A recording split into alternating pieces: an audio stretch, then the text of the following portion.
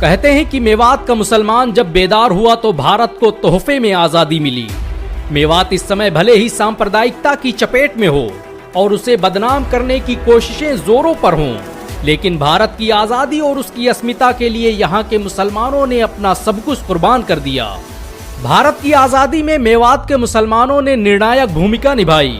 1857 के विद्रोह में जब पूरे भारत में अंग्रेजों के खिलाफ बगावत की लहर उठी तो उसे खून से सींचने का काम मेवात के मुसलमानों ने किया था।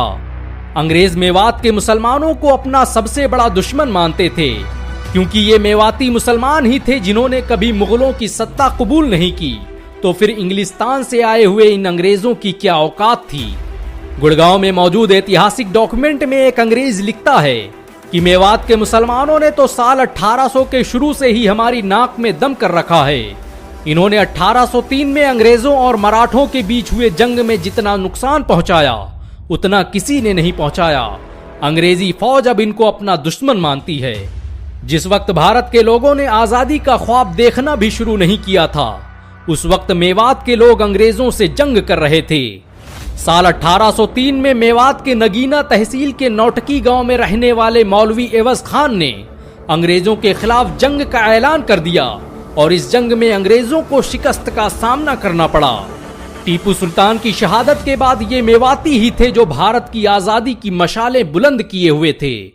मौलवी एवज खान से मिली हार के बाद अंग्रेज ऐसा दहशत में आए कि दिल्ली के रेजिडेंट मिस्टर सेक्टन ने 1807 में अपने अधिकारियों को खत लिखा कि उन्हें मेवातियों से समझौता कर लेना चाहिए।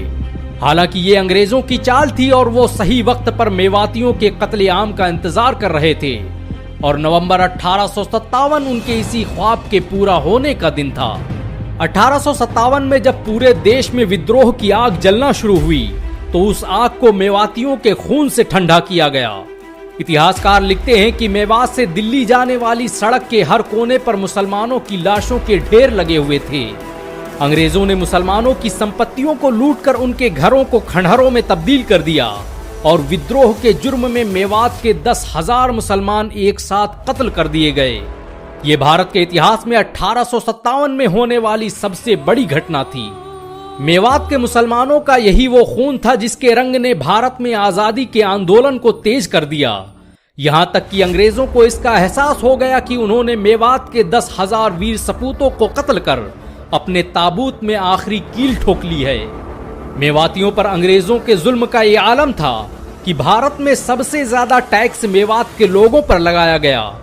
अंग्रेजों ने 1842 में मेवात क्षेत्र का राजस्व 11,14,000 रुपये तय किया, जो फसल उत्पादन के मुकाबले में काफी ज्यादा था और खुद लॉर्ड कनिंघम ने ये बात अपने मुंह से कबूल की थी।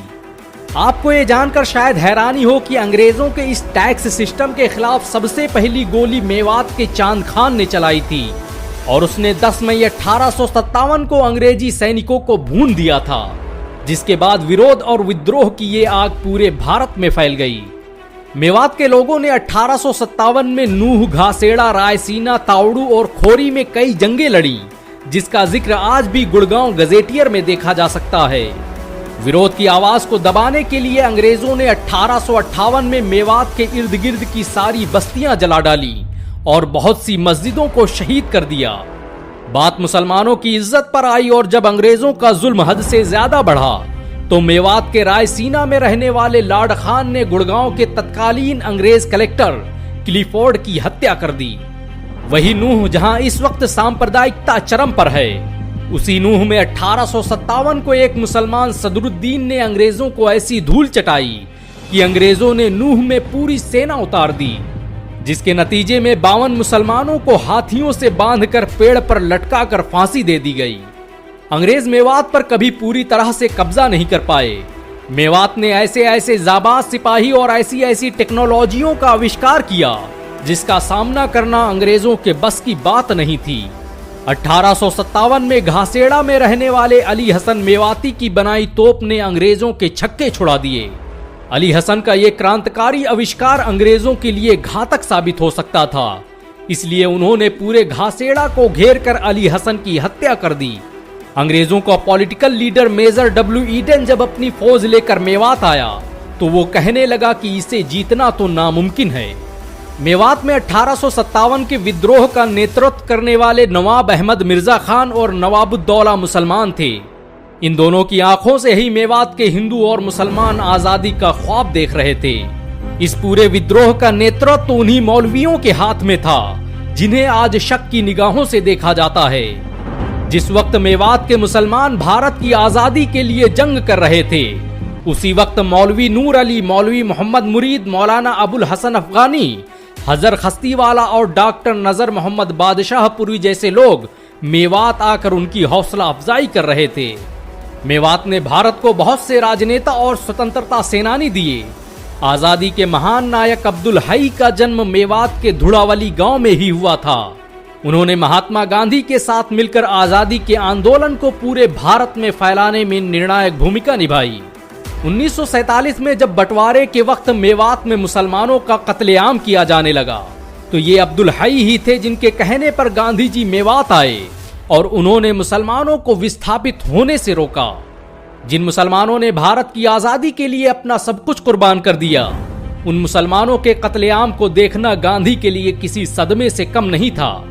उन्होंने 19 दिसंबर 1947 को मेवात आकर 5 लाख लोगों की भीड़ को मुखातिब करते हुए कहा कि तुम लोग इन मुसलमानों के साथ क्या कर रहे हो? तुमने साथ मिलकर भारत की आजादी की लड़ाई लड़ी और अब तुम धर्म की बुनियाद पर लोगों को कत्ल कर रहे हो, मस्जिदों और इबादत गाहों को तोड़ रहे हो। इस जंग को खत्म करो और मुसलमानों, मैं तुमसे कहता हूं कि तुम्हारी हिफाजत की जिम्मेदारी अब सरकार की है। गांधी के मेवात आने का देश के बहुसंख्यक समाज पर क्या असर पड़ा ये तो पता नहीं, लेकिन मुसलमानों ने जरूर पाकिस्तान जाने से इनकार कर दिया और उन्हें पाकिस्तान न जाने की सजा भी मिली। प्रसिद्ध इतिहासकार शैल मायाराम की माने तो 1947 में सिर्फ भरतपुर में ही 30,000 मेव मुसलमानों का कत्ल कर दिया गया और ऐसे न जाने कितने भरतपुर हरियाणा की सरहदों में भरे पड़े थे। तारीख मेवात के लेखक यूनुस अलवी के मुताबिक मेवात कभी वैसा नहीं था जैसा आज दिखाई देता है। कभी मेवात की सरहदें सैकड़ों किलोमीटर दूर तक फैली हुई थी और इसका आकार आधे हरियाणा राज्य के बराबर था। आजादी से पहले मेवात 3000 गांवों पर मुश्तमिल था और यहाँ पर 4000 से ज्यादा मस्जिदें थीं। लेकिन 1947 के फसादात के बाद सिर्फ 228 मस्जिदें ही सलामत बच सकी। ये अफसोस की बात है कि जिन मेवातियों ने भारत की आजादी के लिए अपना सब कुछ कुर्बान कर दिया, आज उन्हीं मेवातियों से भारतीय होने का सबूत मांगा जाता है। हालांकि मेवात के मुसलमानों ने भारत के लिए जो किया वो आज तक कोई नहीं कर पाया। भारत को जब भी जरूरत पड़ी, मेवाती सर पर कफन बांधकर देश की सुरक्षा के लिए निकल पड़े। आज जब मेवात में मुसलमानों के घरों को ढाया जा रहा है, तो उसने अंग्रेजों के जुल्म सितम की यादें ताजा कर दी हैं। हालांकि ये वही मुसलमान हैं जिनके आबा व अजदाद ने इस देश की आजादी के लिए अपना सब कुछ कुर्बान कर दिया था। वैसे अगर एक भारतीय और एक मेवाती होने के नाते आपको गर्व महसूस हुआ हो, तो इस वीडियो को लाइक और शेयर जरूर करें। ऐसी और वीडियो को देखने के लिए हमारे चैनल को सब्सक्राइब करें, घंटा जरूर दबाएं।